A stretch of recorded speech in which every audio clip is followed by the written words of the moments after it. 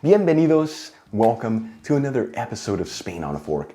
Really quick before we begin, a shout out to one of my patrons, James Matthew Nealon. Once again, James, thank you so much for being a patron of Spain on a Fork. You know how much I appreciate you. Anyways, today we have such a delicious recipe. We are talking Spanish broccoli rice. This dish has so many great flavors to it. It's very healthy for you, and it comes together in just 30 minutes. You can serve this either as a main course or even as a side dish, but let me tell you, either way, this is a rice dish you will not be able to resist because it is that good. Let's begin by grabbing a head of fresh broccoli and cutting it into small florets. Now, when you're cutting your florets from a head of broccoli, you don't want to cut through the broccoli, otherwise you're going to lose bits and pieces. Instead, cut those florets from the stem, that way you don't lose any of the broccoli and you end up with perfect florets.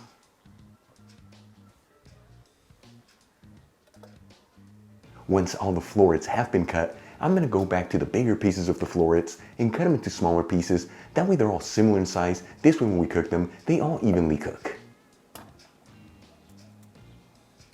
Then I'm going to add in the florets of broccoli into a sieve. For this recipe, I'm only going to use half of the florets from the head of broccoli. The other half, I'm just going to add them into a Ziploc bag and into the fridge. They'll hold for up to 7 days. And we'll rinse them under some cold running water. Then I'm going to add them into a salad spinner and spin them completely dry. If you don't have a salad spinner, just dry them by hand with either a dishcloth or some paper towels.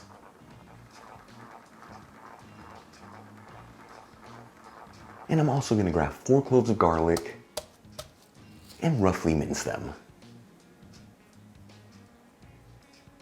Alright, let's start cooking our dish. I'm going to add in 3 cups of vegetable broth, which is 710 milliliters, into a saucepan. The broth that I'm using is homemade. You'll find the recipe on how to make it in the iCard above. I'm also going to pinch in a 1/4 teaspoon of saffron threads, which is 0.17 grams. And heat it with a medium-high heat. You'll find a link to get the saffron threads I'm using from Golden Saffron in the description box below. In the meantime, I'm going to grab a large fry pan, heat it with a medium heat, and add in 2 tablespoons of extra virgin olive oil, which is 30 milliliters. After heating the olive oil for 2 minutes, I'm going to add in the florets of broccoli into the pan and mix them around. That way each floret of broccoli is coated in that olive oil. And then we're going to place them in a single layer and cook them for exactly 3 minutes without mixing them. This is going to give the broccoli a beautiful crusty sear. After about 3 minutes, I'm going to flip the florets of broccoli to sear the other side. And once again, we're going to go for another 3 minutes and without mixing the broccoli. After a total cooking time of 6 minutes, and those florets of broccoli have a beautiful crusty sear to them, I'm going to remove them from the pan and set them aside. Now, using the same pan with the same heat, I'm going to add in 1 tablespoon of extra virgin olive oil, which is 15 milliliters, and the minced garlic. And start mixing the garlic around with the olive oil. You want to make sure you mix this continuously, and we're only going to go for about 10 seconds here. This pan is very hot right now, so if we go any longer, that garlic can easily overcook, which gives it a bitter flavor. Then I'm going to add in 1 cup of uncooked ground rice, which is 220 grams. Round rice is very similar to medium grain rice or even arborio rice. A 15-ounce can of canned chickpeas, which is 425 grams. Before you add them into the pan, make sure you add them into a sieve and rinse them under some cold running water. And we'll season everything with sea salt and freshly cracked black pepper. And we'll give this a gentle mix, that way all the ingredients are evenly mixed together.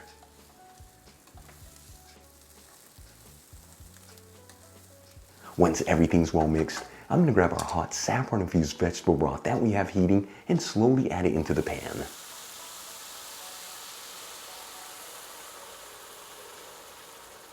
We'll raise the heat from a medium heat to a medium-high heat, and we'll give it a quick mix. That way all the ingredients are evenly distributed, and like I always tell you, after this step, you don't want to mix the rice again, otherwise it disrupts the way that it cooks. After about 8 minutes, and you can see a lot of that broth has been incorporated into the rice, but there's still a little bit of broth left. I'm going to grab our florets of broccoli that we cooked earlier, add them back into the pan, and And we'll mix the broccoli around, that way it's evenly distributed and you don't have to season the broccoli as it's going to absorb all the beautiful flavors in the pan. Then we'll place a lid on the pan and lower the fire to a low-medium heat. And we're going to simmer this between 3 to 4 minutes on a low-medium heat. This is enough time for all that broth to incorporate into the rice and for those florets of broccoli to be perfectly cooked. After about 4 minutes, I'm going to remove the pan from the heat. And I'm going to finely grate some manchego cheese over the rice. I'm going to add in about a 1/4 cup, which is 30 grams. The manchego cheese that I'm using has been aged for 6 months, so it's got a beautiful bite to it, but you can use whatever cheese you like. And we'll top it off with some finely chopped parsley. Our Spanish broccoli rice is done. You saw this, so easy to make, super healthy. Let's give it a try and see how it tastes.